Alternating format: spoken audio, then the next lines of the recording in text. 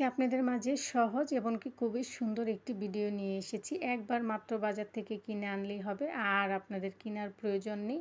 সারা বছর আপনারা এটাকে এভাবেই খেতে পারবেন। মাত্র আপনার 10 টাকা বা 20 টাকা দিয়ে 2টা মুটো কিনে নিয়ে আসলে আর কেনার প্রয়োজন হবে না। তো আসসালামু আলাইকুম, কেমন আছেন আমার প্রিয় ভাই ও বোনেরা? আশা করি সকলে ভালো আছেন। আলহামদুলিল্লাহ আমিও ভালো আছি। আমি এখানে বাজার থেকে দেখেন কলমি শাক এনেছি। এনে দেখেন শাকগুলো বেছে নিয়েছি। ডাগায় শুধু যে আগায় একটা করে পাতা রেখে রেখে দিয়েছি।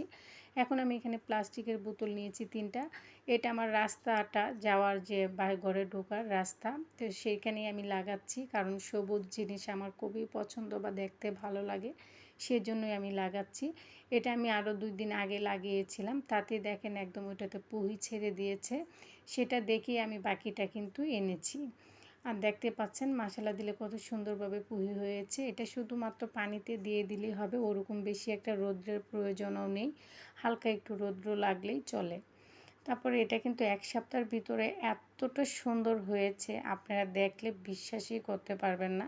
আমার তো দেখে অনেক ভালো লেগেছে, তাই ভাবলাম আমার প্রিয় ভাই বোনগুলোর সাথে একটু শেয়ার করি, যদি তাদের কিনা উপকারে আসে।